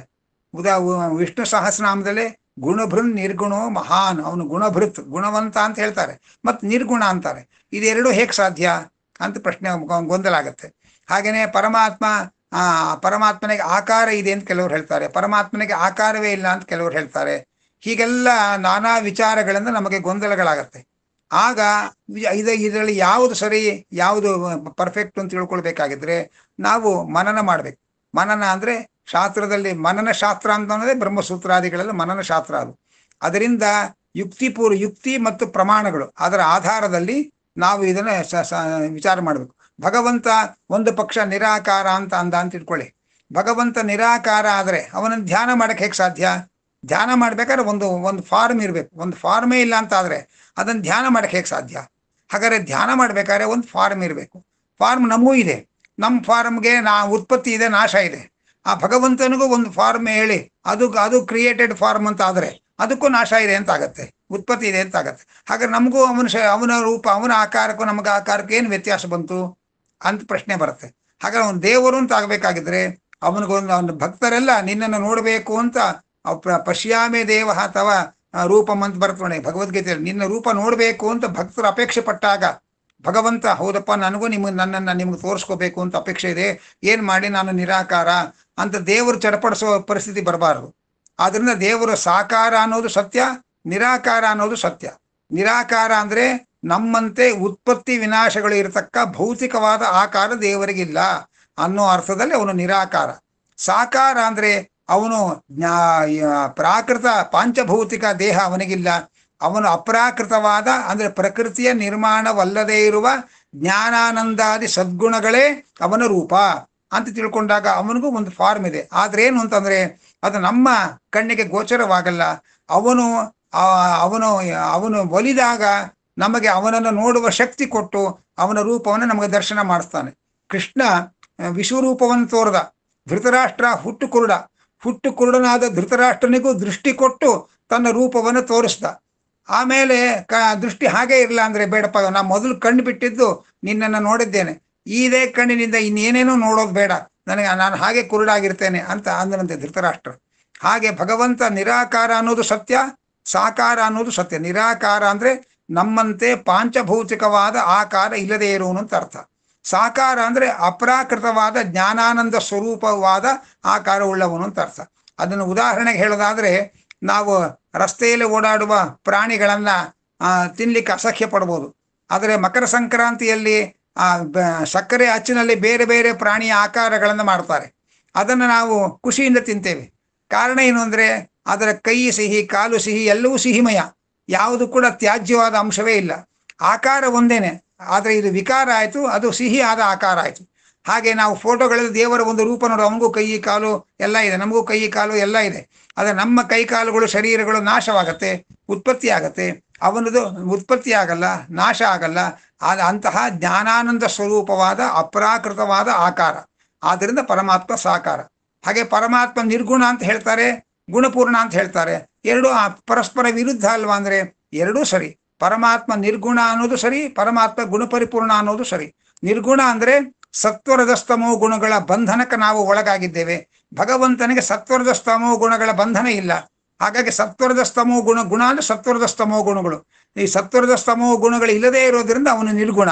ಜ್ಞಾನ, ಆನಂದ ಮೊದಲಾದಂತಹ ಅನಂತ ಗುಣಗಳು ಅವನಲ್ಲಿ ಇರೋದ್ರಿಂದ ಅವನು ಗುಣಪರಿಪೂರ್ಣ. ಹೀಗೆ ಗುಣಪರಿಪೂರ್ಣ ಅನ್ನೋದು ಸರಿ, ಅವನು ನಿರ್ಗುಣ ಅನ್ನೋದು ಸರಿ. ಅದಕ್ಕೆ ಗುಣಭೃತ್ ನಿರ್ಗುಣ ಮಹಾನ್. ಅವನು ಗುಣಭೃತ್, ಎಲ್ಲ ಗುಣಗಳನ್ನು ಹೊಂದಿರುವವನು, ಆದರೂ ನಿರ್ಗುಣ. ಅಂದ್ರೆ ಎರಡರ್ಥ. ಒಂದು ಪ್ರಾಕೃತವಾದ ನಮ್ಮಲ್ಲಿರುವಂತಹ ಪ್ರಾಕೃತ ಗುಣಗಳಿಲ್ಲ, ಇನ್ನು ಸತ್ವದ ಸ್ತಮೋ ಗುಣಗಳಿಲ್ಲ, ಮತ್ತು ಅನಂತವಾದ ಆನಂದ, ಜ್ಞಾನ, ಶಕ್ತಿ ಮೊದಲಾದ ಗುಣಗಳಿದೆ. ಆದ್ದರಿಂದ ಅವನು ಗುಣಪರಿಪೂರ್ಣನೂ ಹೌದು, ಅವನು ನಿರ್ಗುಣನೂ ಹೌದು. ಇದು ಮನನ. ಹೀಗೆ ವಿಚಾರ ಮನನ ಮಾಡಿ ಶಾಸ್ತ್ರದ ಆಧಾರದಲ್ಲಿ, ಅನುಭವದ ಆಧಾರದಲ್ಲಿ, ಶಾಸ್ತ್ರದ ಆಧಾರದಲ್ಲಿ ಚೆನ್ನಾಗಿ ವಿಮರ್ಶೆ ಮಾಡಿ ದೇವರು ಅಂದ್ರೆ ಹೀಗೆ ಅಂತ ಕನ್ಫ್ಯೂಷನ್ ಇಲ್ಲದೆ ಕನ್ಫರ್ಮೇಷನ್ ಆಗಬೇಕು. ಅದಕ್ಕೆ ಅದು ಮನನದಿಂದ ಆಗೋ ಕಾರ್ಯ ಹಾಗೆ ಅಂತ ಹೇಳ್ತಾರೆ. ಹಾಗೆ ಭಗವಂತನ ರೂಪ ಸ್ವರೂಪ ಕನ್ಫರ್ಮ್ ಆದಮೇಲೆ ಆ ರೂಪವನ್ನು ಧ್ಯಾನ ಮಾಡಕ್ಕೆ ಅನುಕೂಲ ಆಗುತ್ತೆ. ಧ್ಯಾನ ಮಾಡುವಾಗ ಒಂದು ಕ್ಷಣ ಧ್ಯಾನ ಮಾಡ್ತೇವೆ, ಧ್ಯಾನದಲ್ಲಿ ಒಂದು ರೂಪವನ್ನು ಕಲ್ಪಿಸಿಕೊಳ್ತೇವೆ. ನಾವು ಕಲ್ಪಿಸಿಕೊಳ್ಳುವ ರೂಪ ಇದೆಯಲ್ಲ, ಅದು ಏನು, ಅದು ದೇವರಲ್ಲ. ನೇದಂ ಯದಿದಂ ಉಪಾಸತೆ ಎಂದು ಉಪನಿಷತ್ತು ಹೇಳುತ್ತೆ. ನಾವು ಕಣ್ಣು ಮುಚ್ಚಿಕೊಂಡಾಗ, ನಾವು ಹಳೆ ಕಾಲದಲ್ಲಿ ಎನ್ ಟಿ ರಾಮರಾವ್ ಸಿನಿಮಾ ನೋಡ್ಕೊಂಡ್ ಬಂದವರಿಗೆ ಕೃಷ್ಣ ಕಣ್ಣು ಮುಚ್ಚಿದ್ರೆ ಎನ್ ಟಿ ರಾಮರಾವ್ ಕೃಷ್ಣನೇ ಕಾಣ್ತಾ ಇದ್ದ. ಆ ಎನ್ ಟಿ ರಾಮರಾವ್ ಕೃಷ್ಣನ ಚಿತ್ರ ಕಾಣ್ತಾ ಇದ್ರು ಅವರು. ಆದ್ರೆ ಅದೇ ಆ ಚಿತ್ರವೇ ಎನ್ ಟಿ ರಾಮರಾವ್ ಅಲ್ಲ. ಹಾಗೆ ನಾವು ಧ್ಯಾನ ಮಾಡುವಾಗ ಏನು ರೂಪ ನೋಡ್ತೇವೆ ಅದು ನಮ್ಮ ಸಂಸ್ಕಾರದಿಂದ ಬಂದ ಒಂದು ಜಡವಾದ ಆಕಾರ. ಅದರಂತೆ ಚಿನ್ಮಯವಾದ ಆಕಾರವುಳ್ಳವನು ಭಗವಂತ ಅಂತ ಧ್ಯಾನ ಮಾಡಬೇಕು. ಆ ಧ್ಯಾನ ಮಾಡಿ ಪರಿಪಕ್ವ ಅವಸ್ಥೆಗೆ ಹೋದಾಗ ಅಂದ್ರೆ ಏನರ್ಥ, ಕಣ್ಣು ಮುಚ್ಚಿದ್ಕೊಳ್ಳೆ ಬಾಹ್ಯ ಪ್ರಪಂಚದ ಎಚ್ಚರವನ್ನೆಲ್ಲ ಕಳ್ಕೊಂಡು ದಿನಗಟ್ಲೆ ಅಲ್ಲೇ ಮುಳುಗ್ಬಿಡ್ತೇವೆ. ಅಂಥ ಏಕಾಗ್ರತೆಯ ಧ್ಯಾನದಲ್ಲಿ ಮುಳುಗೋ ಸ್ಥಿತಿ ಇದೆಯಲ್ಲ, ಅದಕ್ಕೆ ಸಮಾಧಿ ಅವಸ್ಥೆ ಎಂದು ಕರೀತಾರೆ. ಆಗ ಭಗವಂತ ಪ್ರಸನ್ನನಾಗಿ ಅವನು ತನ್ನ ರೂಪದ ಸಾಕ್ಷಾತ್ಕಾರ ಕೊಡ್ತಾನೆ. ಇದು ಹೇಗೆ ಅಂದ್ರೆ, ಸಕ್ಕರೆ ಬಗ್ಗೆ ಒಂದು ಸೆಮಿನಾರ್ ಮಾಡಿದ್ವಿ 3 ದಿವಸ. ಸಕ್ಕರೆ ಹೇಗೆ ತಯಾರು ಮಾಡ್ತಾರೆ, ಕಬ್ಬು ಹೇಗೆ ಬೆಳಿಬೇಕು, ಎಲ್ಲ ಪ್ರೊಫೆಸರ್ಸು, ರೈತರು ಎಲ್ಲರೂ ಸೆಮಿನಾರ್ ಮಾಡಿದ್ರು. ಸಕ್ಕರೆ ಅಂದ್ರೆ ಏನು ಅಂತ ನಮಗೆ ಅರ್ಥ ಆಯ್ತು ಸೆಮಿನಾರಿಂದ. ಆದರೆ ನಾಲ್ಗೆಯ ಮೇಲೆ ಒಂದು ಚಿಟಿಕೆ ಸಕ್ಕರೆ ಹಾಕಿದ್ರೆ ಸಕ್ಕರೆ ಅಂತ ಏನು ಅನುಭವ ಆಗತ್ತಲ್ಲ, ಆ ಅನುಭವ ಈ ಸೆಮಿನಾರಿಂದ ಬರಲಿಲ್ಲ ನಮಗೆ. ಅದೇ ಸಾಕ್ಷಾತ್ಕಾರ. 3 ದಿವಸದ ಸೆಮಿನಾರಿಂದ ಬಂದದ್ದು ಪರೋಕ್ಷ ಜ್ಞಾನ. ಸಕ್ಕರೆಯನ್ನು ನಾಲಿಗೆ ಮೇಲೆ ಹಾಕೊಂಡಿದ್ದಾಗ ಸಕ್ಕರೆ ಅಂದ್ರೆ ಏನು ಅಂತ ಫೀಲಿಂಗ್ ಆಯ್ತಲ್ಲ, ಅದು ಸಾಕ್ಷಾತ್ಕಾರ. ಹಾಗೆ ಭಗವಂತನ ಸಾಕ್ಷಾತ್ಕಾರ ಆದಾಗ ವಿಶೇಷವಾಗಿ ಅವನು ಅನುಗ್ರಹ ಮಾಡ್ತಾನೆ. ಅವನ ಸಾಕ್ಷಾತ್ಕಾರ ಕೊಟ್ಟ ಮೇಲೆ ಈಗ ಇನ್ನಷ್ಟು ಏಕಾಗ್ರತೆಯಿಂದ, ಇನ್ನಷ್ಟು ಖುಷಿಯಿಂದ ಶ್ರವಣ ಮನನಾದಿಗಳನ್ನು ಮುಂದುವರಿಸಲಿಕ್ಕೆ ಅನುಕೂಲ ಆಗತ್ತೆ ಹಾಗೆ ಅಂತ ಹೇಳ್ತಾರೆ.